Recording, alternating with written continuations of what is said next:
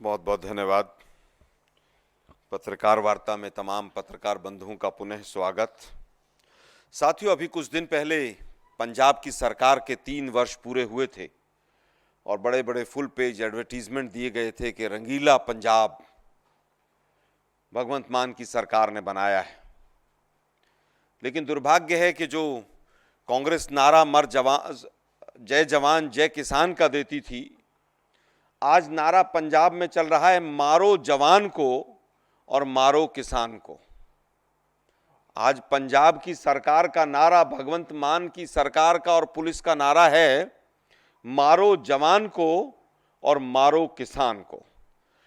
पूरी तरह से पंजाब पिछले 3 साल में एक गुंडा राज में तब्दील हो चुका है, एक पुलिस स्टेट में तब्दील हो चुका है। जैसा कि कर्नल साहब ने बताया कि बॉर्डरिंग स्टेट है और इंटेलिजेंस के मामले में पुलिस और आर्मी हाथ मिलाकर दोनों काम करती हैं। आज अगर पुलिस और आर्मी के जवानों के बीच में इस तरह के डिफरेंसेस जो कि पूरे देश के अंदर देखने को मिल रहे हैं, और पंजाब का जो एपिसोड अभी आप लोगों के सामने आया, इसके थोड़ा सा हिस्ट्री में जाने की जरूरत है। 13 और 14 की रात को यह घटना घटती है। ढाबे वाले को कंप्लेनेंट बनाया जाता है, उसके आधार पर एफआईआर होने में भी 3 दिन लगते हैं। 1 बजे कर्नल बाग जो है वो हॉस्पिटल में जाते हैं और सुबह 6 बजे उनका प्लास्टर होता है। तो जो सरकार कहती है हमने मेडिकल की सुविधाएं इतनी अच्छी कर दी हैं, मोहल्ला क्लिनिक खोल दिए हैं और फर्जीवाल पता नहीं क्या क्या बात करते हैं। हालत यह है कि कर्नल साहब का हाथ टूटता है क्योंकि उसमें माइनर इंजरी दिखानी होती है कि 307 न लग जाए किसी के ऊपर। पूरी तरह से अननोन लोगों के ऊपर पहली एफआईआर होती है, वो भी 2 दिन के बाद। उसके बाद पूरा मामला मीडिया के माध्यम से और सीसीटीवी फुटेज के माध्यम से देश के सामने आता है। हालत यह है कि आज पंजाब के अंदर पुलिस ने पूरी तरह से गुंडा राज फैला रखा है। आज थाने, वहां की चौकियां, वो भी ग्रेनेड हमलों से, बम फटने से नहीं वंचित हैं। जो केजरीवाल जी वहां पर जाकर विपासना की बात करते हैं, ये तो केवल एक छोटा सा एपिसोड है जिसके अंदर किस तरह की घटनाएं घटती हैं। आज हालत यह है कि कल गवर्नर के इंटरफेरेंस के बाद जो पीड़ित परिवार है उसको सुरक्षा देने की बात की गई। आप लोग सोच सकते हैं सुरक्षा किससे? सुरक्षा पंजाब पुलिस के वर्दीधारी कुछ गुंडों से। गैंगस्टर से सुरक्षा नहीं है। गैंगस्टर्स विदेशों में बैठकर अपना काम कर रहे हैं, पंजाब में ड्रोन आ रहे हैं और ड्रग्स माफिया जो है वो पूरी तरह से काम कर रहे हैं। पुलिस वाले सस्पेंड हो जाते हैं, फिर बहाल हो जाते हैं, पता नहीं क्या क्या होता है ड्रग्स के मामले में भी। आज हालत यह है कि एक सिपाही, एक फौजी, वो भी अपने आप को सुरक्षित महसूस नहीं कर रहा है। एक कर्नल रैंक का इन सर्विस ऑफिसर, जिस तरह से आज उसकी सुरक्षा भी पुलिस जिसको करनी चाहिए, पुलिस से ही सुरक्षा मांगी जा रही है कि इससे बचाओ, इन गुंडों से बचाओ हमें। वहां पर एक एसएसपी है नानक सिंह। अब मुद्दों की बात करते हैं। ये वो एसएसपी है जो 2 साल पहले भी वहां से पटियाला से हटाया गया था। आरोप क्या थे?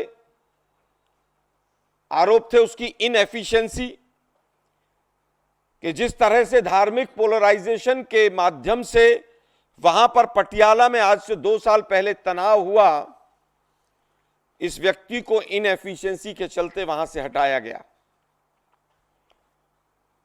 उसके बाद हेडक्वार्टर भेजा गया, फिर दूसरे जिले में, शायद मानसा में, इनको एसएसपी लगाया गया। हालत यह है कि यह व्यक्ति ही तमाम लोगों को बचाने का काम कर रहा है। एसएसपी नानक सिंह ही पूरी तरह से एफआईआर में नामजद होना चाहिए। आप देखिए पुलिस वालों के मतलब क्या हालत है। पहले कहा गया कर्नल साहब ने दारू पी रखी थी, जब रिपोर्ट आई तो पता चला उसमें कुछ नहीं। वहां की जो घटना है, जो परिवार आरोप लगा रहा है, पहले कहा गया कि कर्नल साहब और उनके परिवार पर दबाव डाल के केस को खत्म कीजिए। फिर कहा गया कि साहब हमें नहीं पता था कि आप पुलिस फौजी हैं, आप आर्मी वाले हैं, मतलब आप आर्मी वाले हैं तो नहीं मारते, सिविलियन होते तो गर्दन उड़ा देते हैं हम आपकी। सोच देखिए पुलिस की कहां जा रही है। 8 दिन बाद फौजी परिवार को पुलिस से सुरक्षा दी जा रही है। कारण उसका पुलिस वाले कह रहे हैं कि हमें भी पटियाला में रहना है, तुम्हें भी पटियाला में रहना है, तुम्हारा तो बेटा भी यहीं रहेगा। बेटा कह रहा है मैं देश छोड़ के जाऊंगा, मैं यहां पर सुरक्षित नहीं। आप सोच सकते हैं कि 2 बाप बेटों को 45 मिनट तक पुलिस के गुंडे पीटते रहे, 45 मिनट तक।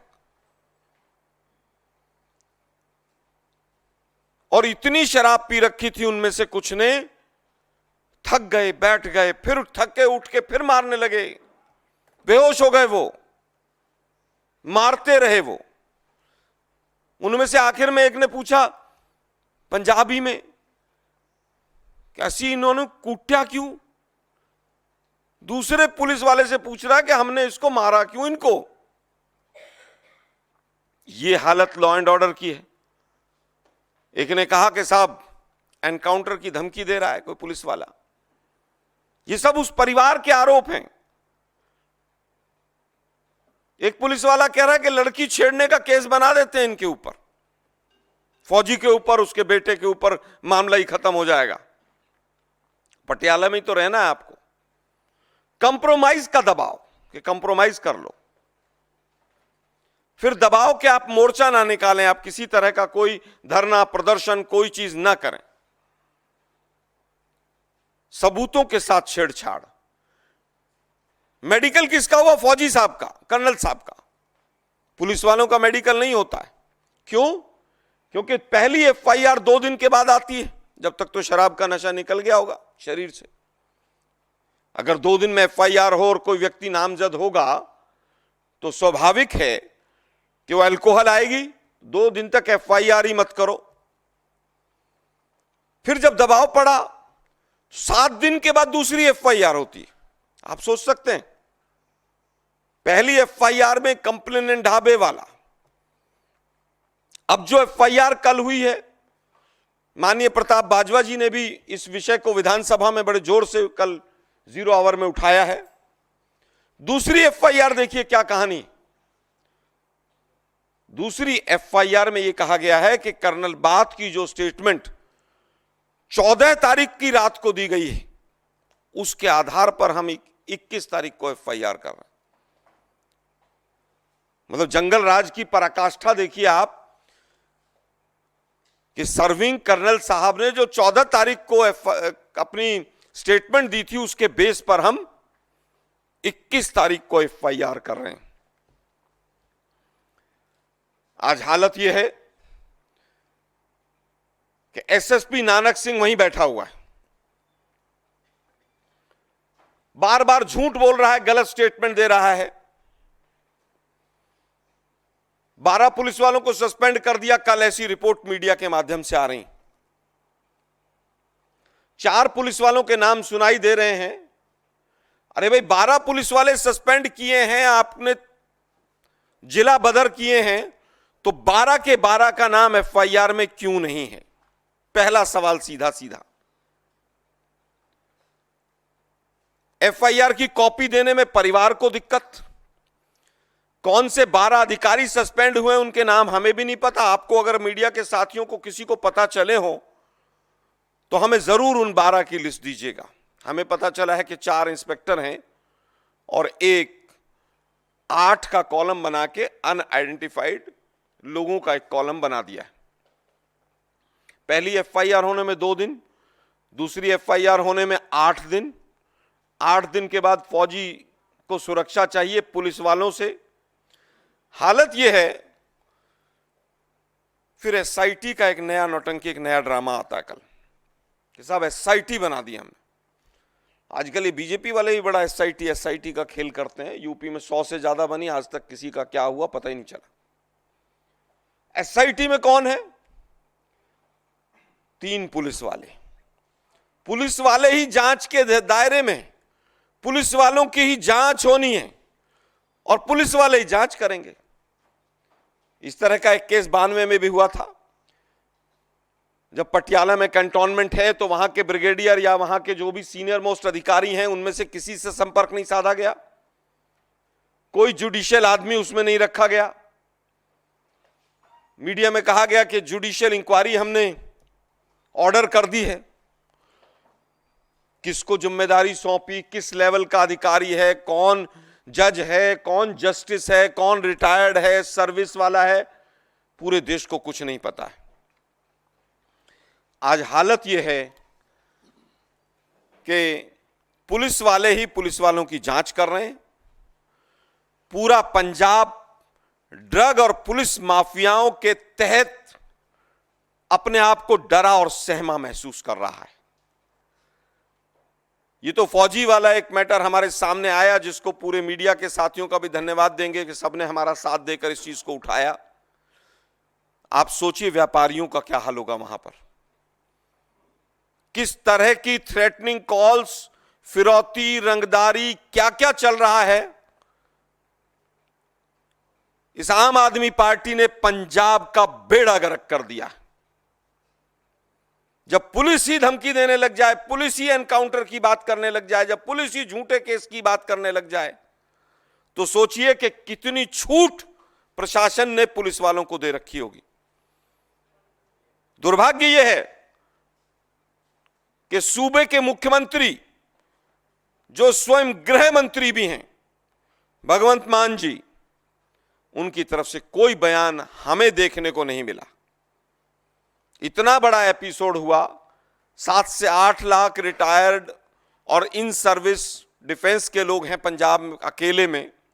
पूरे देश में तो इस तादाद बहुत ज्यादा है, लेकिन क्या मुख्यमंत्री को तमाम फौजियों से माफी नहीं मांगनी चाहिए? एफआईआर को डिले करो एसएसपी के दबाव में, और वो एसएसपी आज भी वहीं पर नानक सिंह बैठा हुआ है। नाम नानक बाबा पे है और कर्म कैसे हैं वो आप लोग देख ही रहे हैं। कर्नल साहब डिटेल में और भी चीजें बताएंगे। कांग्रेस पार्टी की तरफ से 3-4 सीधी सीधी डिमांड हैं। सबसे पहले तो आज जितने भी मोर्चे पंजाब में लग रहे हैं, उन सबको कांग्रेस पार्टी अपना समर्थन देती है और हमारे एक्स सर्विसमैन सेल के तमाम लोग उन तमाम धरनों में, प्रदर्शनों में शामिल हो रहे हैं। हम भारतीय फौज के साथ पूरी तरह से वहां पर हम खड़े हुए। जो हमारी डिमांड है,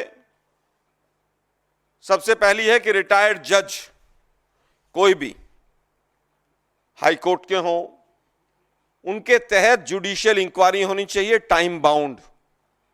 ये नहीं कि जिस तरह से अभी तक पिछला 1 हफ्ते में देखने को मिला है, केस का कचूंबर तो पुलिस वालों ने निकाल दिया। अभी तक जांच भी पुलिस वाले कर रहे हैं, सबूतों के साथ छेड़छाड़ भी है, 2 एफआईआर हैं, एफआईआर की धाराएं चौंकाने वाली हैं, नामजद लोगों में 8 लोगों के नाम नहीं है। तो अभी तक केस का जितना मलियामेट पुलिस कर सकती थी वो कर चुकी है। रिटायर्ड जज के तत्वाधान में और उसमें आर्मी के कोई भी सीनियर आदमी जरूर हो, ताकि दूध का दूध और पानी का पानी हो सके। एसएसपी नानक सिंह का नाम एफआईआर में होना चाहिए। एसएसपी नानक सिंह की वजह से ही तमाम जो गड़बड़ें हुई हैं, प्रथम दृष्टया प्रतीत होता है कि वही सबको बचा रहा है। उसी के चेले गुर्गे हैं ये इंस्पेक्टर और जो पुलिस वाले हैं। और सुनने में आया भगवंत मान से एसएसपी नानक सिंह की काफी नजदीकियां हैं। हम सीधा सीधा आरोप लगा रहे हैं कि इस पूरे घटनाक्रम के लिए भगवंत मान सरकार और भगवंत मान स्वयं पूरी तरह से दोषी हैं। एसएसपी नानक सिंह के ऊपर एफआईआर हो, सस्पेंड हो, केस चले और टाइम बाउंड इंक्वायरी होकर इसमें दूध का दूध और पानी का पानी हो। भारतीय फौज हमारी रक्षा करती है और यह हमारा मीडिया के साथियों से भी निवेदन है कि इस मुद्दे को गंभीरता को देखते हुए इसको ज़्यादा से ज़्यादा तवज्जो दी जाए ताकि बाकी आने वाले समय में भी कोई इस तरह की घटना ना घटे।